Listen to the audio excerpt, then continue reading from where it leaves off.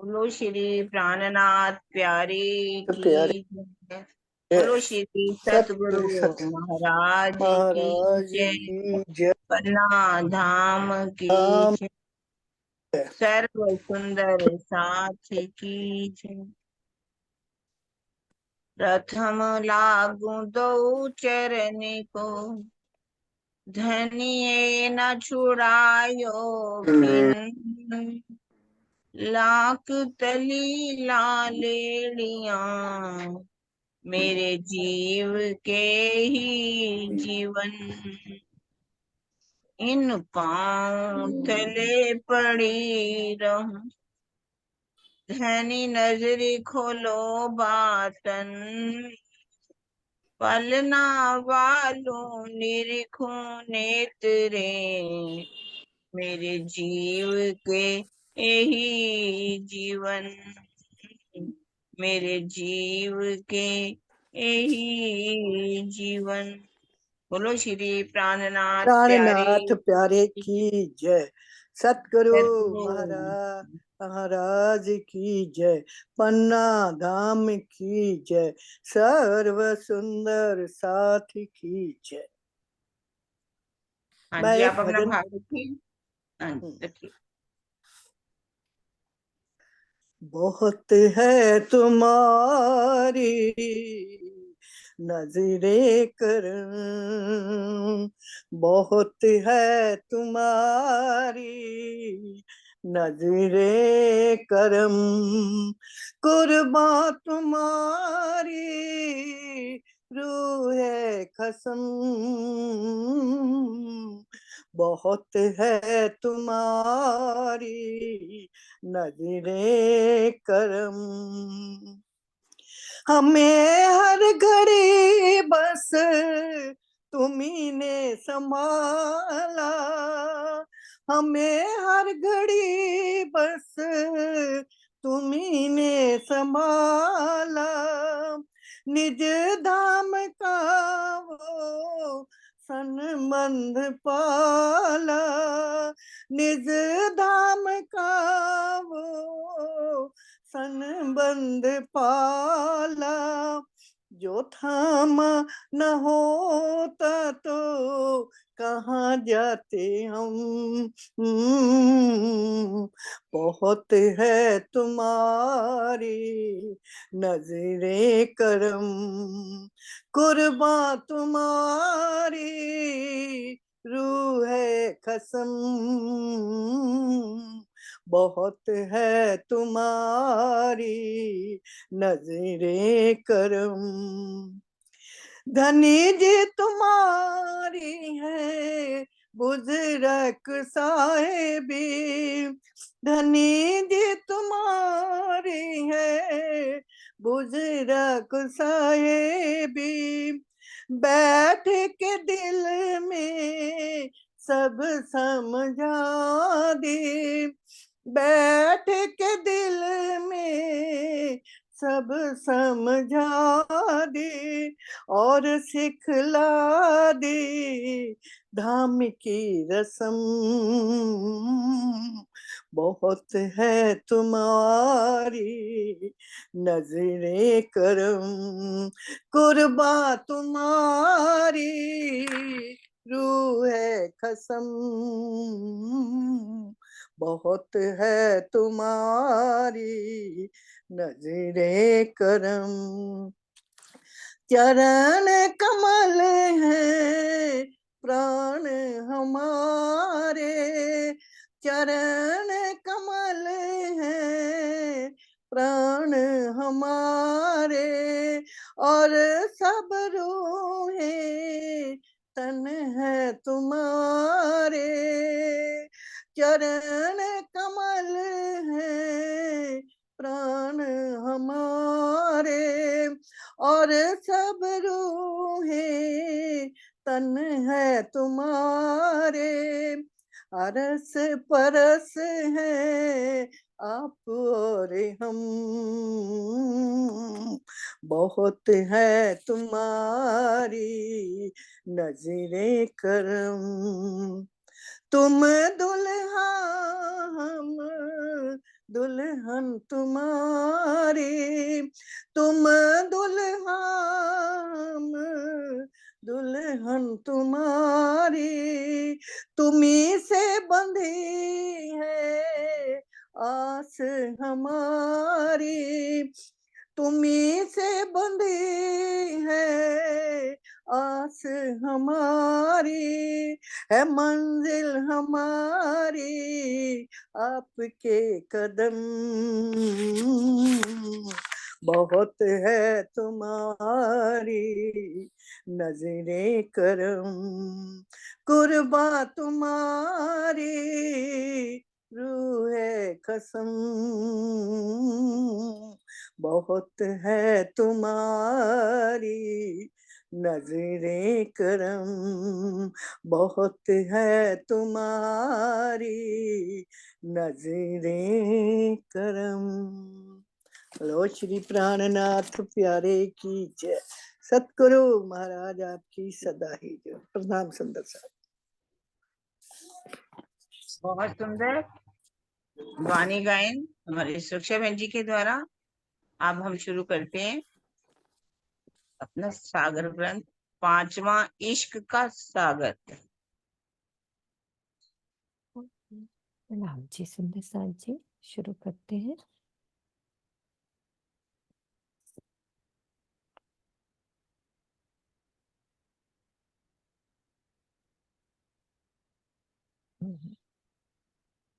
प्रकरण 12 चल रहा है हमारा, चौपाई 40 है ना।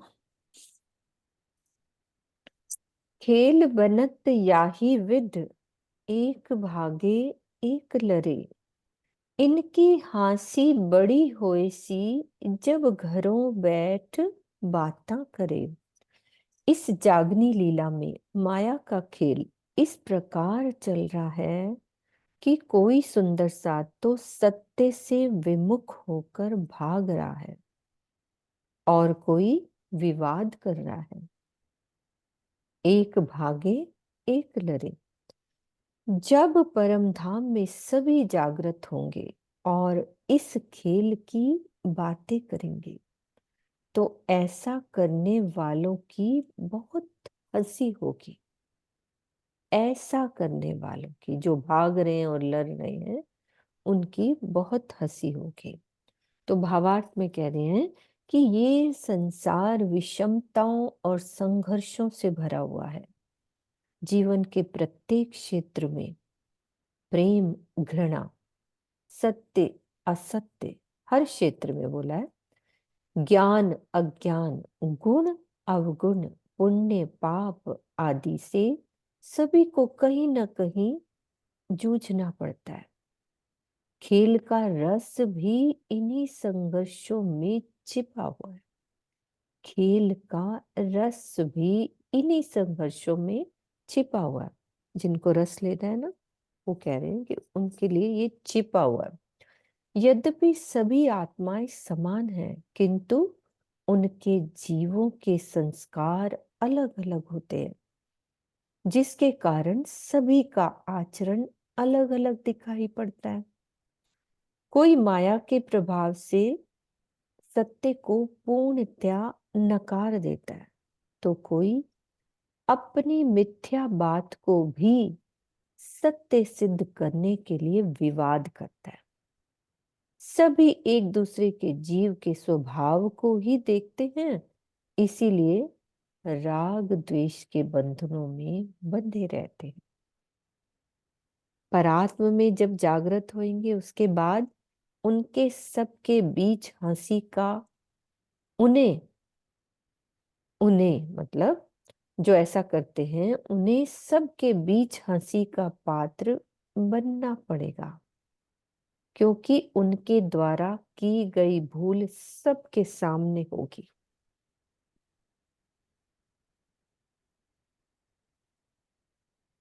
ये बता दिया कारण हंसी का।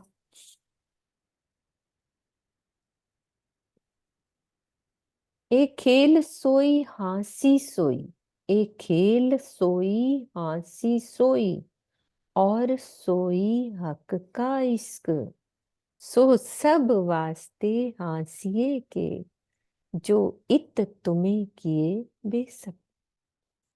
ये खेल वही चल रहा है जो आपने इश्क रबत के समय धाम धनी से मांगा था। सोई हक का इश्क। श्री राज जी ने जिस हंसी की चेतावनी दी थी, वही हंसी की स्थिति अब बनी हुई है।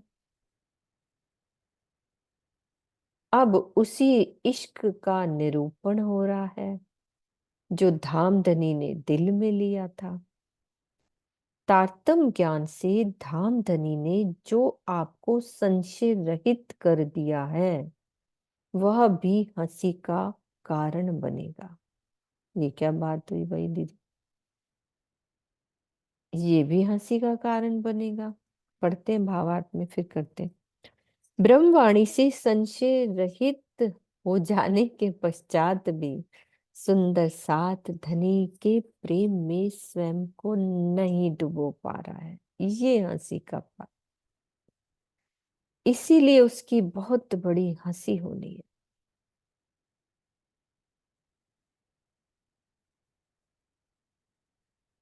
बेसुध व्यक्ति को तो क्षमा किया जा सकता है, किंतु समझदार के लिए क्षमा शब्द नहीं होता।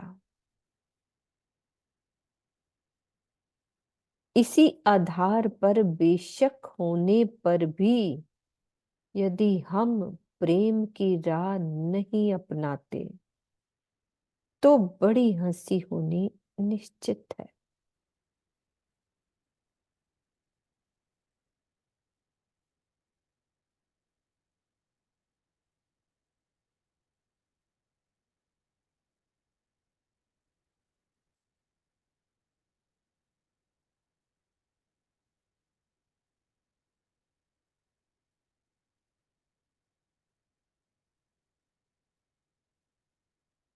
बोलो दीदी।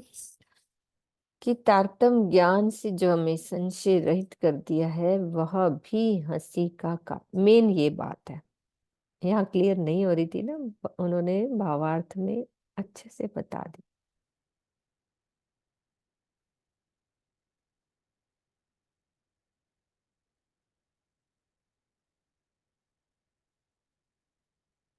जो देखे इत आंखा खोल के, तो देखे हक का इश्क अपार। सोई हंसी देखे आप पर, तो क्यों कहूं औरों सुमार।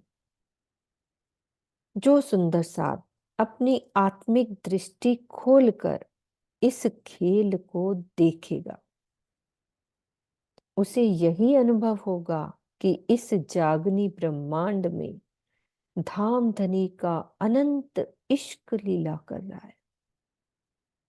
वह अपने से होने वाली भूलों पर स्वयं हंसी करेगा और यही सोचेगा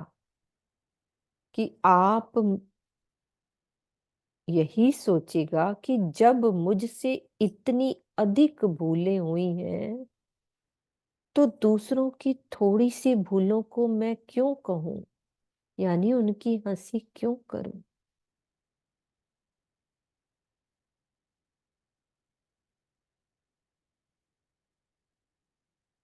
जिसको वाणी से पता लग गया, आत्मिक दृष्टि से देखेगा, तो उसी को अनुभव होगा कि धनी का अनंत इश्क इस जागनी ब्रह्मांड में इश्क की लीला कर रहा है। फिर क्या होगा? हमें अपनी भूलों पर हम खुद ही हंसेंगे और यही सोचेंगे ना कि अरे मेरे से इतनी अधिक भूलें हो रही हैं, तो मैं दूसरों को क्या कहूं।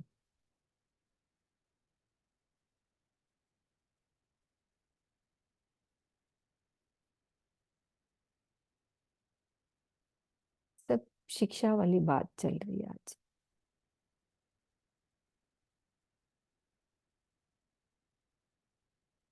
मैं बहुत हंसी देखी आप पर, अनगिनती हक इश्क, इलम धनी के दिखाइया, मैं दो देखे बेसक।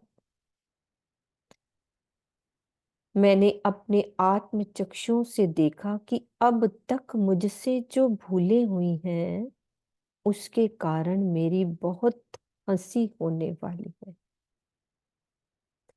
और क्या देखा? मैंने अपने ऊपर धनी का अनंत प्रेम भी देखा है। इस प्रकार मैंने धाम धनी के तारतम्य ज्ञान के प्रकाश में इन दोनों बातों को देखा। मैं दो देखे बेसक, इसमें अब कोई भी संशय नहीं है।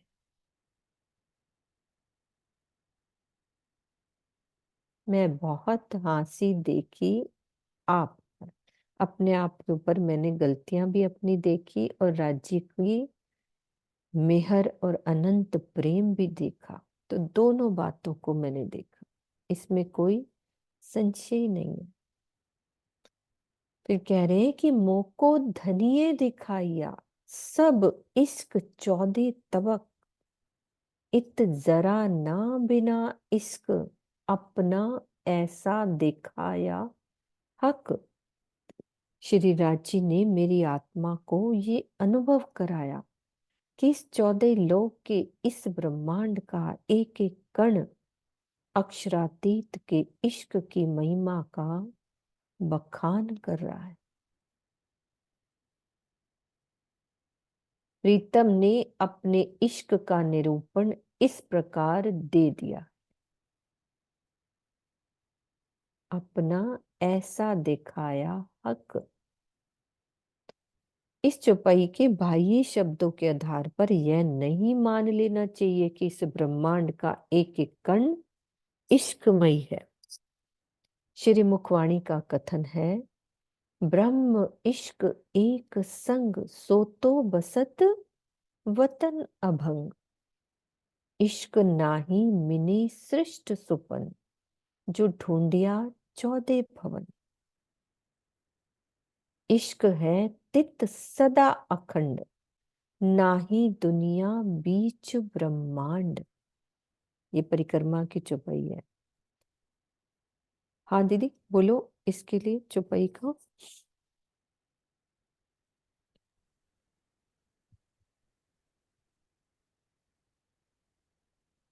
कह रहे मुझको धनिये दिखाया, सब इश्क 14 तबक। राजी ने मतलब अनुभव करा दिया कि इस ब्रह्मांड का एक एक कण जो है वो अक्षरातीत की महिमा के बारे में बता रहा है कि अक्षरातीत की महिमा क्या है, ये संसार क्या है, सपन का ब्रह्मांड क्या है, और वो परम धाम क्या है, धनी का प्रेम क्या है, संसार हमें क्या देता है, और धाम धनी हमें कितना प्रेम करते हैं। उनकी इश्क की महिमा का बखान कर रहा है। तो इत जरा ना बिना इश्क, या इस संसार में एक एक, ये कहने का ऐसा लग रहा है कि इत जरा ना बिना, यहाँ जो भी दिखाई दे रहा है सारा इश्क में ही है, धामधनी के इश्क है। लेकिन ऐसा नहीं है, वो धामधनी के इश्क की महिमा के बारे में हमें बता रहा है कि धनी का इश्क क्या है, ये संसार क्या है। क्योंकि मुखवाणी में स्पष्ट कह दिया, ब्रह्म इश्क एक संग, ब्रह्म और इश्क दोनों एक ही इकट्ठे हैं, दोनों एक ही स्वरूप हैं। वो कहाँ रहते हैं? सो तो बसत वतन अभंग, जो परम धाम है, जो अभंग है, जो कभी भी भंग नहीं होता। ये सपने का संसार तो भंग होने वाला है या खंड नहीं है। तो सो तो बसत वतन अभंग, इश्क नहीं मीने शिष्ट सुपन। इश्क जो है यहाँ सपने की जो सृष्टि है, जीव सृष्टि में हो ही नहीं सकता। जो ढूंढया 14 भवन, यदि मैंने इसे 14 लोगों के ब्रह्मांड में सोचा कि मैं इश्क को ढूंढूं, तो इश्क तो यहाँ है ही नहीं। जीव सृष्टि तो इश्क कर ही नहीं सकती। इश्क है चित सदा खंड। इश्क कहाँ पर अखंड है? परम धाम के अंदर। ना ही दुनिया बीच ब्रह्मांड, इस दुनिया के अंदर, ब्रह्मांड के अंदर तो इश्क है ही नहीं, परिक्रमा की 2, 5 और 6 में आगे भी यही बात कहते, परिक्रमा की है, प्रेम ब्रह्म दो एक है।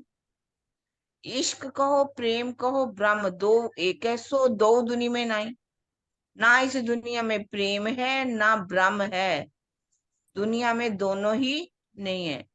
सो तो निराकार के पार इत दुनी पावे क्यों कर। प्रेम कहाँ पर, निराकार के पार, बेहद, बेहद के पार अक्षर ब्रह्म, और वो परम धाम। उस प्रेम को यहाँ की दुनिया वाले कैसे पा सकते हैं।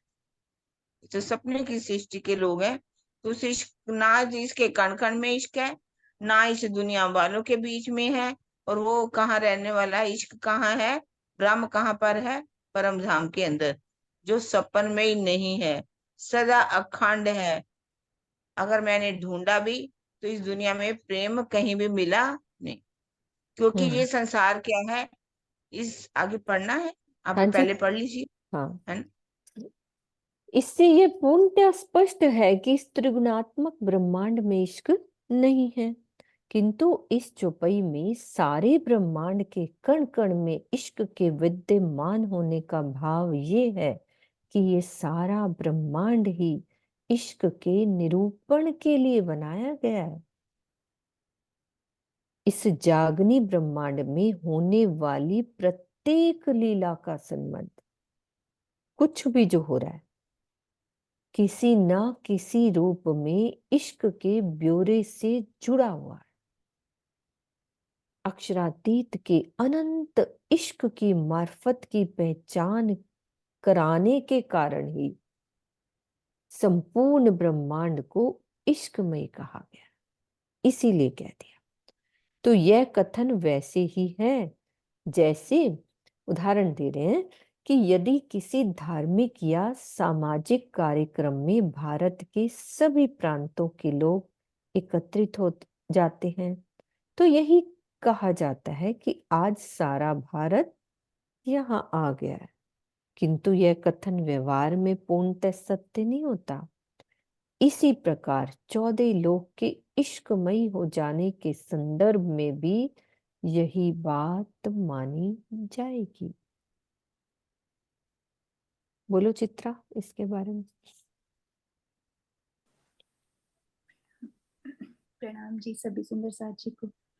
बहुत अच्छा समझाई दिया वैसे स्वामी जी ने, कि यही वो बोल रहे हैं, क्योंकि चौपाई में आया ना कि एक बार चौपाई दिखा दो आंटी। हाँ जी, तो चौपाई में कह रहे हैं एक जरा ना बिना इश्क।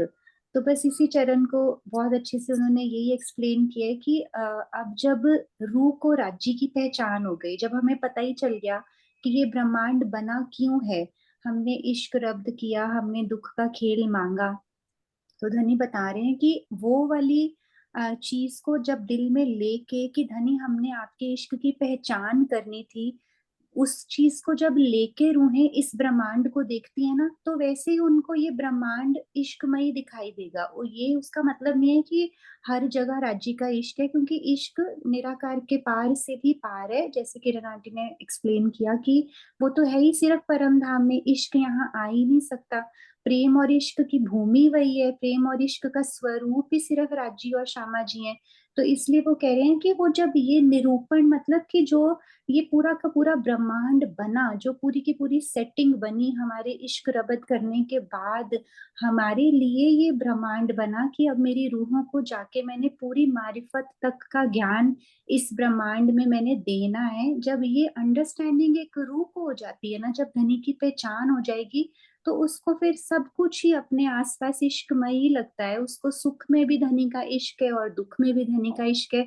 जब उसको रीजन ही पता चल गया अपनी एग्जिस्टेंस का कि ये तो एक सपने का तन है, धनी के हुक्म से खड़ा है, लेकिन वो घूमेगी कहाँ हर समय 25 पक्षों में, वो यही भाव लेके बैठेगी चितवन में कि मैं यहाँ हूं ही नहीं, मैं वहां हूँ। तो अंदर से कहते कि जब जैसे जैसे हम वाणी मंथन करेंगे, तो जब ये हमारे दिमाग में क्लैरिटी आ जाएगी ना, उसके बाद ये 14 तबक में लगेगा कि जैसे इश्क ही इश्क फैल गया, राज्य का इश्क ही है सब जगह। फिर हम ये सवाल नहीं करेंगे राज्य को कि क्यों भेज दिया, वो कहते मैंने भेजा ही नहीं। तो यही बताने की कोशिश कर रहे हैं। हाँ प्रणाम जी। जी, प्रणाम जी। जो जागो सो देखियो, मेरी तो निशा भई। रो देखे सो दिल लग ना आवही, तो क्यों सके जुबां कही। तो कह रहे हैं कि हे साथ जी, आप में जो भी जागृत हो गया हो, वह इस इश्क की लीला को देखे। पांचवा सागर इश्क का जो चल रहा है ना, यही इसमें सारा समझा रहे हैं कि अब मुझे तो अब संतोष हो गया है। महामती जी कह रहे हैं कि मुझे तो अब संतोष हो गया है। मेरी आत्मा जो देखती है, अनुभव करती है, वह पूरी तरह से दिल में नहीं आ पाता, और जो दिल में ही ना आए, उसका इस जिह्वा से वर्णन हो पाना कैसे संभव है। तो कह रहे हैं कि अब चित्तवन करो, जो जागो सो देखियो। चित्तवन के द्वारा सब महसूस करो। मेरी तो निशा भाई, मुझे तो संतोष हो गया। महामती जी कह, ए तो कहती हूँ खेल का, और कहा कहूँ अरस की बात। ए तो कहती हूँ खेल का, और कहा कहूँ अरस की बात। अरस का इश्क तो कहूँ, जो ठौर जरे की पाऊं कित। ये जो इश्क की बातें मैंने कही है ना, वे जागनी लीला से संबंधित है। परम धाम के अनंत प्रेम को इस नश्वर जगत में मैं कैसे कहूं। परम धाम के प्रेम का वर्णन तो तब करूं यदि वहां के एक कण के बराबर इश्क भी इस संसार में कहीं पर होता। मैं कैसे बोलूं। महामती जी कह रहे हैं कि वहां के एक कण के बराबर भी इश्क यहाँ संसार में नहीं है। जो ठौर जरे की पाऊं कित। अरश का इश्क तो कहूं। परमधाम का प्रेम कैसा है? शब्दातीत है, अनुपम है और अनंत है। उसे इस स्वप्न जगत में यथार्थ रूप में, मतलब जो उसकी एक्चुअल चीज है, उसको व्यक्त ही नहीं किया जा सकता। तो इस चौपाई के चौथे चरण का यही भाव है। यदि कहीं इश्क होता तब तो बोलते ना, वैसा कुछ है ही नहीं यहाँ पे।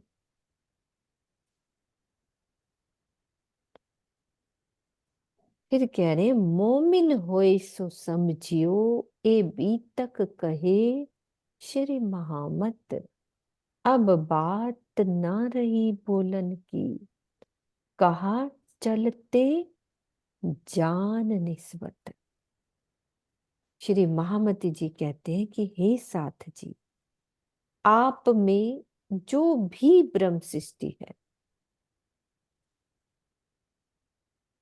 उन्हें इन बातों को समझ लेना चाहिए।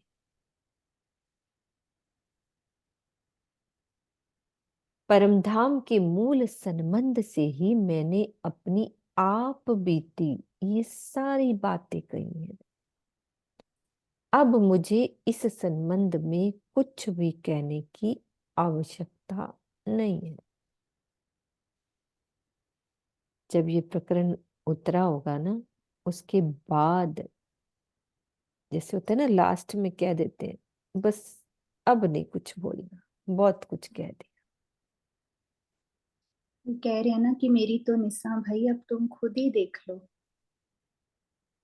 थक जाते हैं ना, जैसे मतलब कि इतना बता भी दिया उसके बाद भी मतलब नहीं जागृत हो रही रूहें, तो वो एक थक के हार के कह देते हैं ना कि अब खुद ही देख लो, अब मैं और नहीं बोलूंगी। इश्क के सागर का वर्णन किया है कि क्या इश्क होता है। पांचवा सागर इश्क का। हाँ जी शीतल जी। प्रणाम जी, प्रणाम संत साथ जी। नाम। इसमें जो आज हमने चौपाइयां पढ़ी है ना, उसमें देखो सारी बात हमें समझाई गई है कि जो ये धर्म के नाम पर लड़ाई झगड़े होते हैं, जो लड़ते झगड़ते हैं, ये इसमें जीव के ये अहम है, जीव का अहंकार है, क्योंकि आत्मा तो निर्विकार है। ये जीव के कारण सब कुछ लड़ाइयाँ झगड़े होते हैं।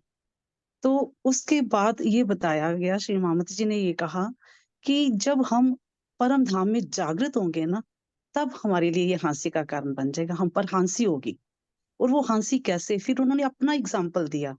क्या उदाहरण दिया कि मेरी उन्होंने पहले गलती को भी माफ किया, फिर मुझे लाड भी दिया, इश्क भी दिया। अब उन्होंने गलती क्या की थी कि जब उन्होंने धन्यदेव चंद्र जी को बोला था कि मुझे परम धाम दिखाई क्यों नहीं देता, आपको दिखाई देता है। तो तब उन्होंने जो जवाब दिया वो उनके लिए अपनी बहुत बड़ी गलती थी, क्योंकि उन्होंने पहचान नहीं करी थी। उसके बाद फिर स्वयं धनी युगल स्वरूप इनके हृदय में विराजमान हो गए। तो ये इससे बड़ा लाड और क्या हो सकता है? अब यहाँ पर ये बात कही गई है कि अगर हमें जब तक तो हमें नहीं पता तारतम ज्ञान से, जब तक हमें नहीं पता तब तो आपके सारे गुनाह माफ है। और जब पता चल जाता है तब कोई भी गुनाह माफ करने के काबिल नहीं, क्योंकि ये जो ब्रह्मांड बना है इश्क का ब्यौरा करने के लिए ही बना है। हम जो वहां पर खेल जो हमारे कारण, जो इश्क के कारण बना, तो यहाँ ब्रह्मांड में आकर पता चला कि ये जो इश्क है ये धनी का ही इश्क था। हम सब तो वहां पर ऐसे ही कह रहे हैं ना, उछल रही थी। तो ये इस ब्रह्मांड में आकर पता चला है। और श्री मोहम्मद जी ने अपना सब कुछ बता दिया कि मुझे कैसे पता चला, कि मुझे कैसे धनी ने लाड दिया, धनी ने कैसे इश्क दिया। अब सुंदर साथ को ये सिखापन है कि मैंने तो देख लिया, मुझे जो भी लाड दिया, ये ब्यौरा यहाँ पर हुआ। निरूपण जो कहा गया, इश्क का निरूपण मतलब इश्क का ब्यौरा तो यहाँ पर किया गया कि इश्क यहाँ पर नहीं है, इश्क तो वहीं है। तो अब सुंदर साथ ने स्वयं चितवनी में डूबकर वो कह दिया ना, जो कोई ब्रह्म शिष्ट है। अब ये तो हमें अपने आप को, अपनी स्थिति को देखना है कि हम कहाँ खड़े हैं। वही ये समझ पाएगा कि हमारे अंदर जो भी काम हो रहा है धनी की मेहर से, धनी की कृपा से हो रहा है, और परम धाम में ही इश्क है, इश्क यहाँ पर तो है ही नहीं। यही है भाव आज का। बिल्कुल प्रणाम बिल्कुल, जी, आपने प्रणाम जी पूरा सुंदर जी। सारांश बता दिया। बहुत अच्छा राज जी ने समझाया हमें। हाँ जी सुंदर साथ जी, प्रकरण 12 हमारा खत्म हो गया है। चौपाई 989 90 होने वाली। अब सागर छटा खुदाई इलम का, 5 सागर हो गए, छठा सागर खुदाई इलम का शुरू होने जा रहा है राज्य की मेहर से। इस प्रकरण में ब्रह्मी ज्ञान यानी कि खुदाई इलम के सागर का वर्णन किया गया है। सागर छटा है अति बड़ा, जो खुदाई इलम जरा सक इनमें नहीं, जिनमें हक हुक्म। ये छठा सागर ब्रह्मी ज्ञान का सागर है, जो अक्षरातीत के हृदय में उमड़ा करता है। इसमें नाम मात्र के लिए भी संशय नहीं होता, क्योंकि इसमें धाम धनी का हुक्म निहित होता है। परम सत्य मार्फत के स्वरूप अक्षरातीत के हृदय में लहराने वाले ज्ञान के सागर के विषय में कल्पना में भी संशय नहीं किया जा सकता। परम सत्य का ज्ञान भी परम सत्य होता है। इसी इल्म के सागर की एक बूंद श्री महामती जी के धाम हृदय में आई और सागर का स्वरूप बन गई। इस संबंध में श्रृंगार का कथन है, एक बूंद आया हक दिल से, दिन कायम किए फिर चर। इन एक बूंद की सिफत देखियो, ऐसे हक दिल में कई सागर। इस संपूर्ण प्रकरण में एक बूंद स्वरूप श्री मुखवाणी के ज्ञान की महिमा को दर्शाया गया है। इन संपूर्ण प्रकरण में एक बूंद जो संसार में स्वयं ज्ञान का सागर बन गई, एक बूंद आई है जो इस यहाँ पे सागर बन गई। इसमें केवल आंकलन किया जा सकता है कि अक्षरातीत के दिल में उमड़ने वाले इल्म के सागर की गरिमा क्या है। इल्म और इश्क, ज्ञान और प्रेम एक दूसरे के प्राण है। परमधाम की सभी इश्कमयी लीलाओं के मूल में श्री राज्य की इच्छा ही कार्य करती है। कह रहे थे ना ऊपर चौपाई में आया था, हुक्म छिपा होता है, तो हुक्म क्या होता है? श्री राज्य की इच्छा। तो परम धाम की सभी इश्कमयी लीलाओं के मूल में, मतलब अंदर क्या बात छुपी होती है कि वो राज्य की इच्छा होती है। तो इस इच्छा का संबंध ज्ञान से होता है। यही कारण है कि इस चौपाई के चौथे चरण में इल्म के सागर में श्री राज्य के हुक्म का अस्तित्व माना गया है। क्लियर हुई ना बात? ये कर दो एक बारी क्लियर। इसमें ये बता रहे हैं कि जैसे एक बूंद आया हक दिल से, कि अब ये जो हमारी तारतम वाणी की महिमा और गरिमा बता रहे हैं कि इतनी ज्यादा है कि इंद्रावती जी के धाम हृदय में बैठकर जो ये वर्णन पूरे परम धाम का हमारी 14 किताबों के द्वारा धनी जी ने पूरा खोल के बता दिया, हकीकत और मार्फत का ज्ञान। इस ज्ञान ने क्या करना है? सबको अखंडता देनी है। तिन कायम किए थिर चर, मतलब सारे ब्रह्मांड को भी मुक्ति मिलेगी। तो ब्रह्मांगनाएं अपने घर चली जाएंगी, बाकी सब अपने अपने घर जाएंगे जहां जहां से वो आए होंगे। तो कह रहे हैं इस एक बूंद ने पूरी कायमी देखे जाना है यहाँ पे। और इसकी सिफत ऐसी है कि ऐसे हक के दिल में कई सागर, और धनी के दिल में झांक के देखो। ये तो सिर्फ हमारे लिए ही चरण आया है, क्योंकि धनी के दिल में तो सिर्फ रूहें ही झांक के देख सकती हैं कि और उनके दिल में कहते कितने सागर हैं। और हमें ऐसे लगता है कि कितना विस्तृत वाणी है, जबकि धनी कह रहे हैं कि ये तो सिर्फ एक बूंद है। मैंने तो तुम्हें बस अपना एक थोड़ा सा वो दिखाने की कोशिश की है कि तुम्हें एक परम सत्य तक ले जाना है। उसके लिए मैंने ये पूरा का पूरा वर्णन कर दिया, क्योंकि हम देखते हैं किस तरह से महामती जी एक्सप्लेन कर ही नहीं पाती है। ये यथार्थ वर्णन नहीं है, ये वास्तविक वर्णन नहीं है। वहां परम धाम में कुछ और ही है। तो धनी कह रहे हैं कि इस एक बूंद ने, जिन्होंने 14 ब्रह्मांड को पूरी कायमी देनी है, ऐसे हक के दिल में कई सागर। तो रूहें उनके दिल में झांक के तो क्या उन सागरों में डुबकी लगा सकती हैं। पूरे 8 सागर हमारी पर आत्म के हृदय में भी लहराते हैं। मतलब ऐसे 8 सागर यहाँ बता दिए, ऐसे ना जाने कितने ही सागर होंगे। अभी वर्णन में सिर्फ एक बूंद आया। हम्म। हाँ जी किरण दीदी, चले आगे हो क्या? जीता तले हुक्म के, ए जो कादर की कुदरत, ए सब बेसक तो लिया, सक ना पाइए कि अक्षर ब्रह्म की योग माया का संपूर्ण ब्रह्मांड धामधनी के हुक्म से है। धामधनी द्वारा दिए हुए तारतम ज्ञान से मैंने इसे यथार्थ रूप में जान लिया है। अब मुझे उसके संबंध में किसी प्रकार का संशय नहीं है। अक्षरातीत के सत अंग अक्षर ब्रह्म है, इसीलिए पर ब्रह्म के हुक्म की लीला अक्षर ब्रह्म के द्वारा संपादित होती है। इस संबंध में बीतक प्रकरण 62 का चौपाई है कि हुक्म नूर खुदाई का जो है नूर जलाल।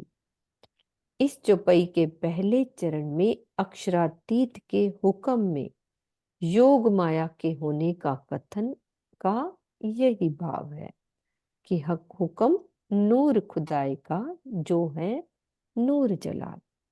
अब जो अक्षर ब्रह्म है, कादर की लीला, वो क्या होती है? योग माया के ब्रह्मांड में होती है। अक्षर ब्रह्म की लीला योग माया के ब्रह्मांड में होती है।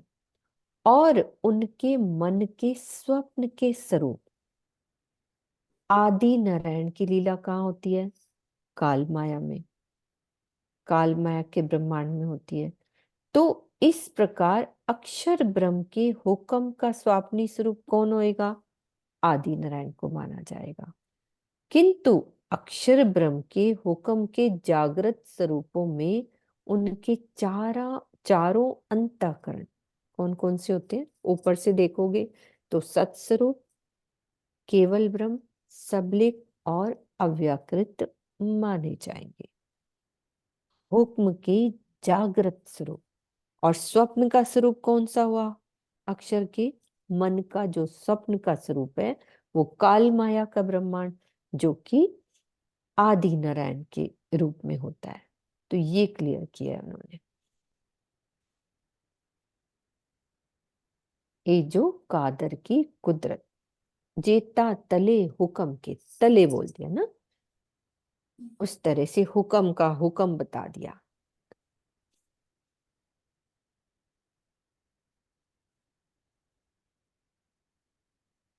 आसमान जिमी के बीच में बेशक होता ना कोई, जब लग सक दुनिया मिने तो कायम क्यों कर होए। इस ब्रह्मांड में आज, एक मिनट, कोई सुंदर साथ कुछ पूछ रहे हैं, एक बार खोल दो।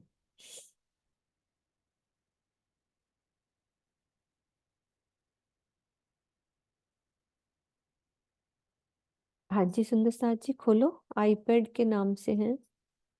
प्रणाम जी। राम जी। प्रणाम जी। राम जी। इससे जो पहले वाली चौपाइयाँ थी ना, ये वाला एक बारी रिवाइज मतलब दोबारा करवा दीजिए, मुझे पूरा अक्षर अच्छे से ब्रह्म का, नहीं आया, क्लियर ओके नहीं हुआ। ठीक है। हाँ जी।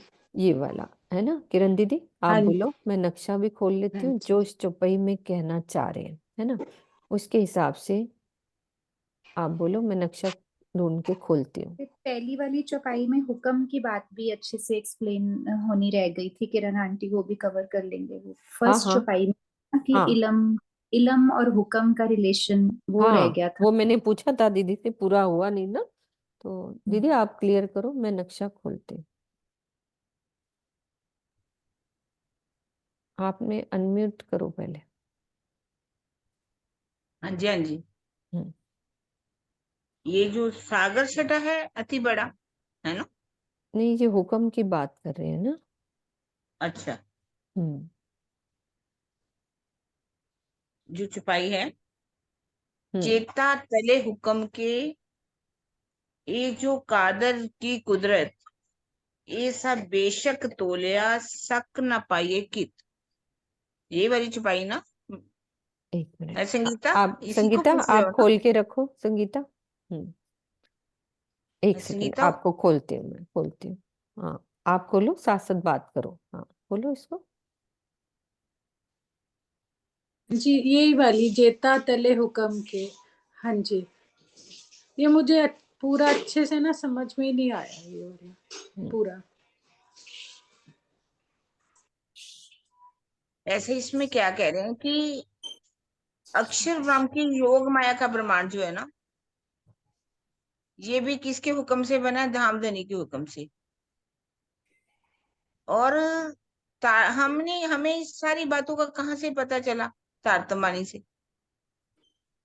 आप कह रहे हैं इसमें कोई शक नहीं रहा, क्योंकि योग माया का ब्रह्मांड जो है वो कहाँ पर है? बेहद का ब्रह्मांड जिसे कहा गया। वैसे ये अक्षर ब्रह्म का जो अंतस्करण है ना, अंतस्करण मन चित्त बुद्धि और अहंकार, है ना? अब कईयों का ये कहना है कि अक्षर ब्रह्म की जो योग माया का ब्रह्मांड है वो कहाँ पर है? परम धाम के अंदर।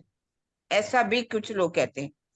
लेकिन बात हुई थी एक बार कि ये जो ब्रह्मांड है, जैसे अक्षर ब्रह्म का अंतस्करण है, उन्होंने जो मन से सोचा तो मन का ब्रह्मांड बन गया, चित्त में सोचा तो चित्त का ब्रह्मांड बन गया, केवल आनंद की बात आई तो केवल ब्रह्म।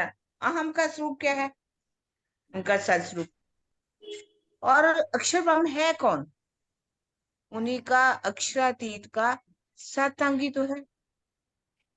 और जिसके सोचने से, जिनके मन के द्वारा क्या बनता है, ये जो आदि नारायण है उनके मन का स्वरूप है।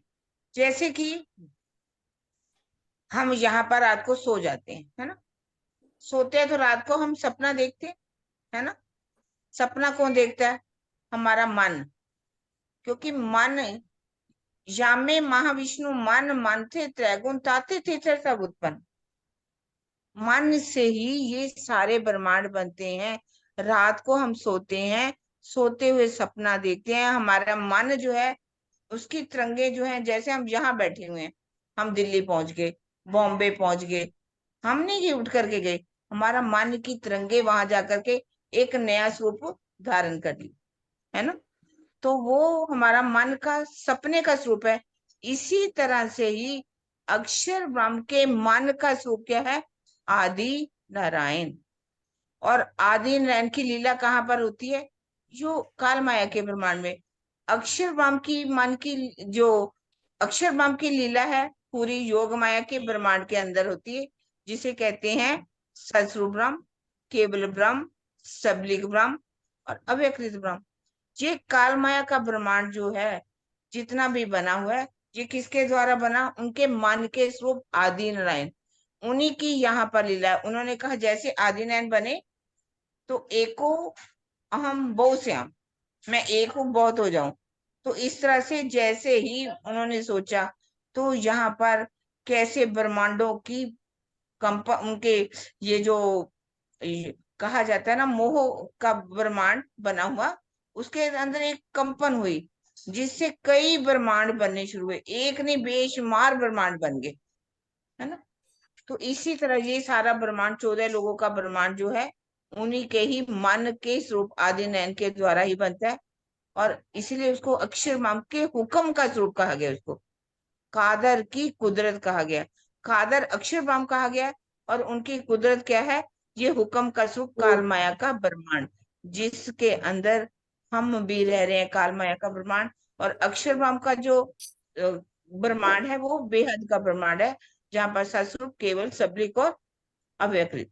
और वहीं पर उनका मन का स्वरूप अव्यकृत ब्रह्म है, जिसके मन के द्वारा ये सारे ब्रह्मांड बनते। उनका मन का स्वरूप ही आदिनयन का सपनिक स्वरूप लेता है, जिससे ये ब्रह्मांड बन जाता है। हो संगीता, गया क्लियर? अब आप बोलो कि क्या इसमें क्लियर नहीं हुआ? क्वेश्चन करो कि दिल में जो अब आ रहा है आ, ना, है ना? नहीं कि हो गया, समझ आ गया। यही जो ये सब ये वाला पैराग्राफ है ना, अक्षर ब्रह्म की लीला योग माया, अब समझ आ गया जो दीदी ने समझाया मेरे को। हाँ, मेन ये नक्शा भी थोड़ा आपको, इसी में कंफ्यूजन था मेरे को, वो हाँ, क्लियर हो गया। क्लियर हो गया ना? ये जैसे हाँ जी। ये अपना परम था, हम्म, फिर ये अक्षर के मन के जो अव्याकृत स्वरूप बताया ना कि भाई अब ये खेल कहाँ कैसे बनता है ना? अक्षर के मन में जैसे हम यहाँ सपना देखते हैं तो मेरा एक ब्रह्मांड, मेरा एक अलग रूप अलग खड़ा हो जाता है। तो वो आदि नारायण कह दिया ना उनको, वो काल माया के हाँ जी। ब्रह्मांड में होता है। हाँ जी।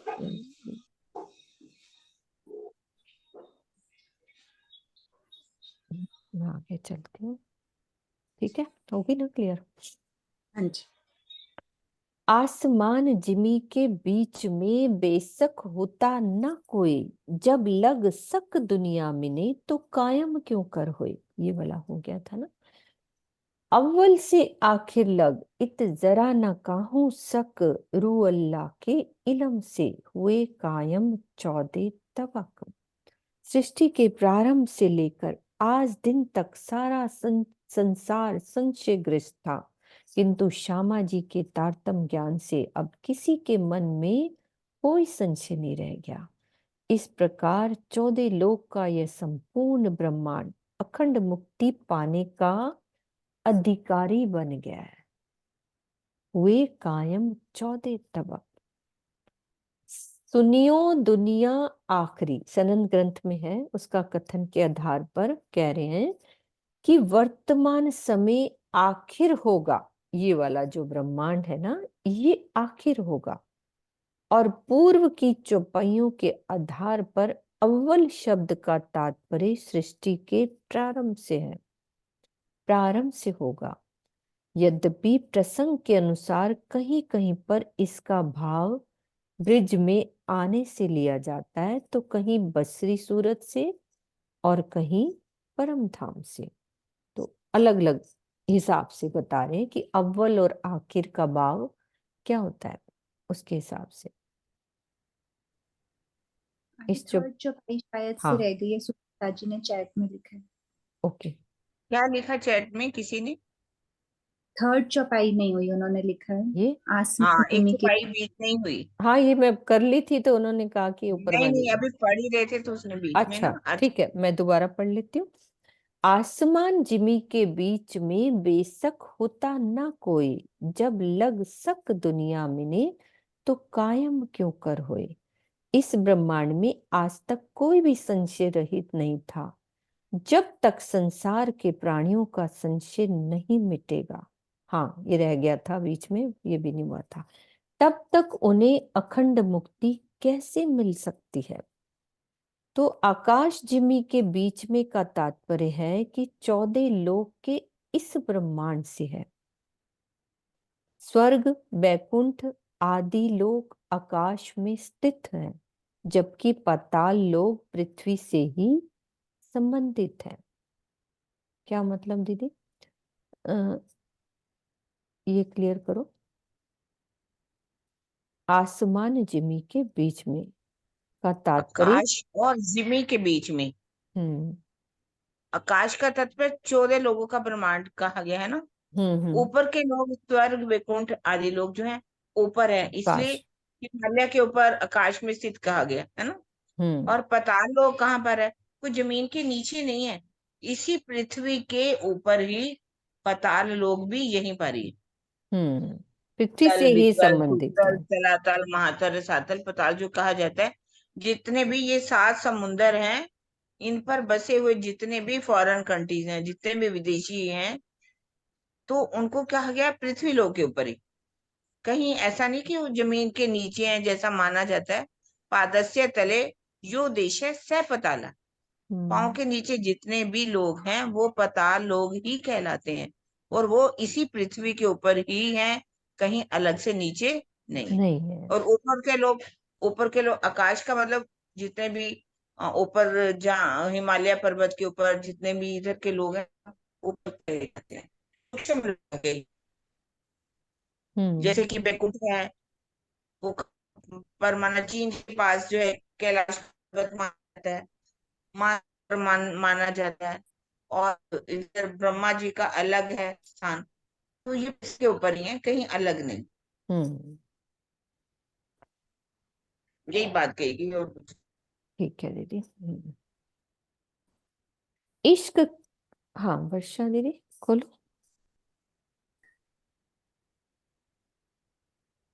प्रणाम जी। मेरे दिल में ना एक बात आ रही थी। अभी दीदी वर्णन कर रहे थे ना कि भाई इसी दुनिया में ही है ये सारे लोग। तो जो गोपाल मणि जी की गीतक हम लोग पढ़ते हैं, तो उसमें आता है दीदी ऐसे वर्णन की, मतलब वहाँ पे एक बहुत सुंदर तालाब था जिसमें स्वर्ग की अप्सराएं भी स्नान करने के लिए आई थी। मतलब उनकी गीतक में इस तरह का वर्णन आया है। जो 9 खंड कहे गए हैं, उन 9 खंडों में इस तरह का सारा वृत्तांत आया है। जैसे मेरू पर्वत है, जो भी है, जितने भी रमणीक स्थान है ना, सभी का वर्णन उसमें हाँ, आता पूरे उनके बीतक में वो 9 खंडों में अपना सूक्ष्म शरीर से घूमे है ना, वो वर्णन आता है उनका। मतलब बहुत अच्छे से बताया गया कि जो 8 खंड है, ये सारी भोग की भूमि है।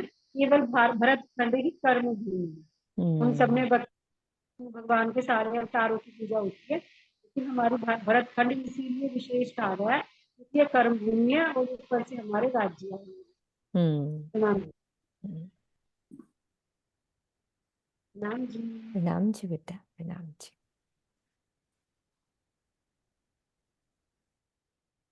काहू इश्क काहू न होता, तो नाम आशिक कया हक।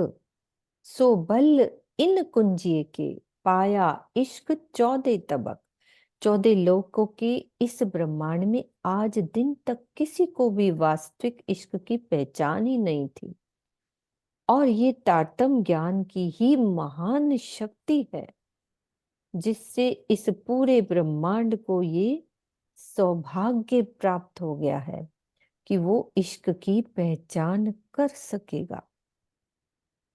इस ज्ञान के द्वारा स्वयं अक्षरातीत ही आशिक के रूप में जाने गए हैं।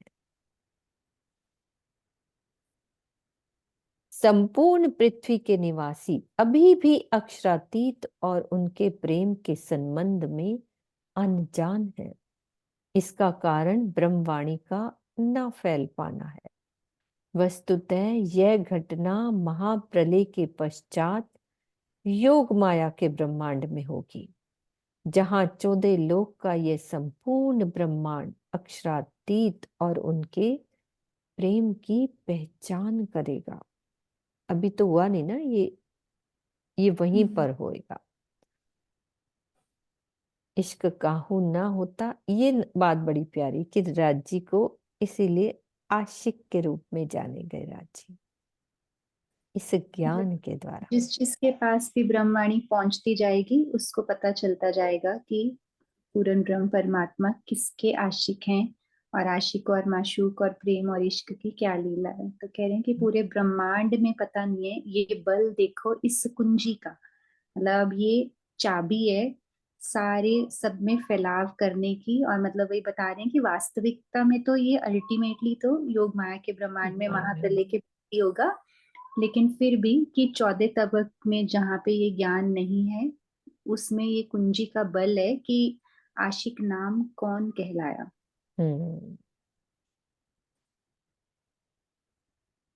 ए दुनिया पैदा किन करी होती न काहू खबर, सो सक मेटी सबन की इलम खुदाई आखिर। अब तक ये किसी को भी ज्ञान नहीं था इस सृष्टि को किसने बनाया है। इस जागनी ब्रह्मांड में अवतरित होने वाली इस ब्रह्म ज्ञान यानी कि ब्रह्मवाणी ने सृष्टि रचना के संबंध में सभी संशयों को मिटा दिया कि कैसे दुनिया बनी। तारतम्य ज्ञान के द्वारा ही मोह सागर में आदि नारायण की उत्पत्ति एवं सृष्टि बनने के रहस्य का पता चला है। इसके पूर्व तो कोई सच्चिदानंद ब्रह्म को सृष्टिकर्ता मानता था। इसके पूर्व तो कोई सच्चिदानंद परब्रह्म को सृष्टिकर्ता मानता था, तो कोई ब्रह्मा, विष्णु, शिव, देवी, सूर्य, गणेश, वायु और अग्नि आदि को सृष्टिकर्ता मानता था। अक्षरातीत के 7 अंग अक्षर ब्रह्म की छत्र छाया में किस प्रकार असंख्य ब्रह्मांड उत्पन्न होते और लय हो जाते हैं, यह भी हमने सुना ना किरण दीदी से। इसका ज्ञान तारतम्य वाणी के बिना नहीं हो सकता। पौराणिकों की तरह सभी पंथों के लोग सृष्टि रचना के संबंध में तरह तरह की भ्रांतियों से ग्रसित हैं। पहले किसी को नहीं पता था कि कैसे ये ब्रह्मांड बना। वाणी के द्वारा हमें ये ज्ञान मिला। वेद और कतेब में कहू सुध न होसी मुतलब, खोल हकीकत मार्फत किन काढ़ी ना सुबह सक।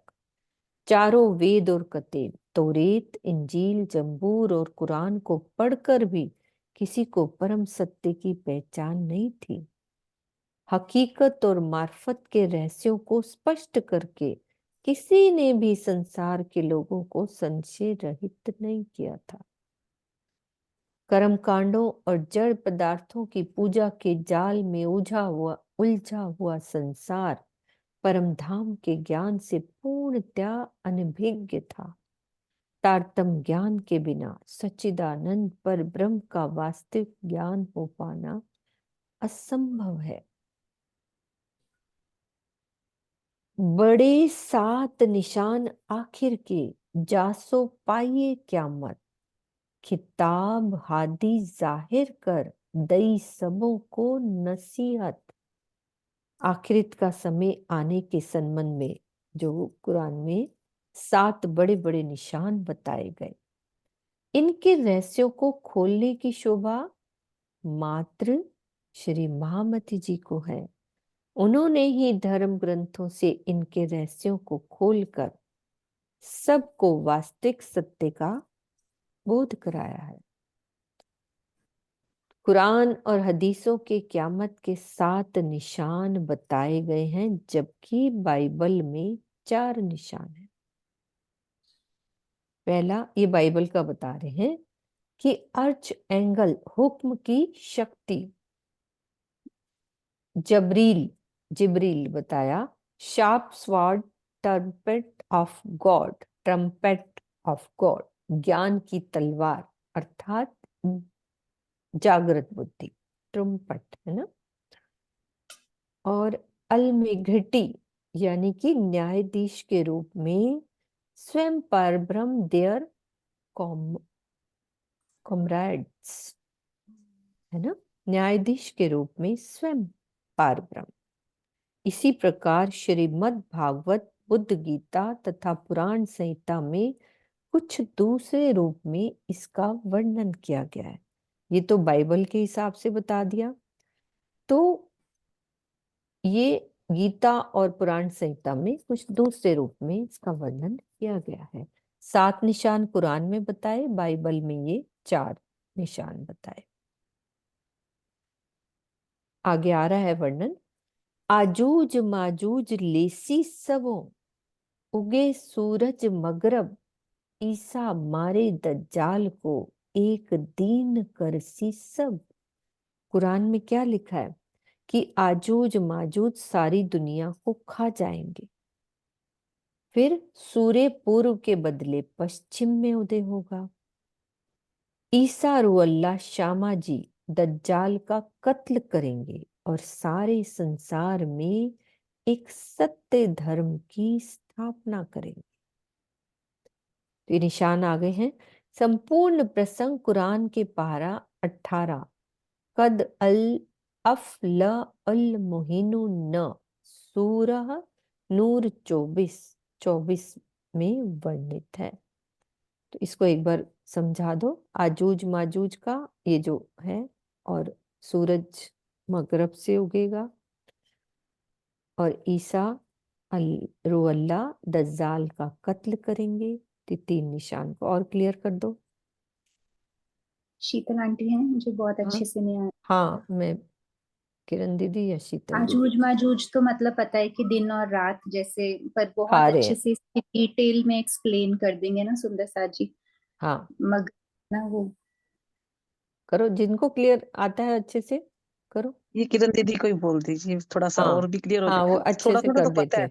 पर वो अच्छे से कर अच्छे सकेंगे। से एक हाँ होता जी, है ना। हाँ जी, हाँ जी। ऐसे तो सूरज मगरब से उगया तो पश्चिम की दिशा से, जैसे श्री महामती जी का, इंद्रावती जी का जन्म जहाँ हुआ उस जगह की बात की गई है।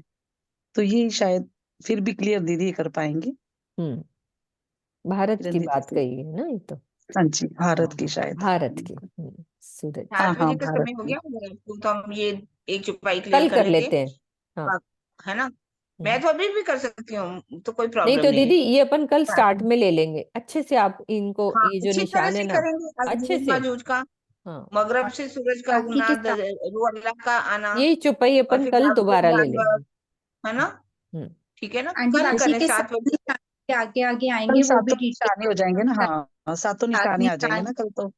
कल हाँ करेंगे, काफी क्योंकि ये पहले अच्छे से। से अच्छा, तभी हम्म। अच्छा लगेगा। तो अपन यही अच्छी तरह चौपाई से होना दोहरा, चाहिए ना। हाँ जी। अपन ये चौपाई दोहरा लेते हैं, ठीक है। वो कल वहां से लेंगे। प्रकरण हमारा 13 और चौपाई 8 और 12 से जो खत्म हुआ है।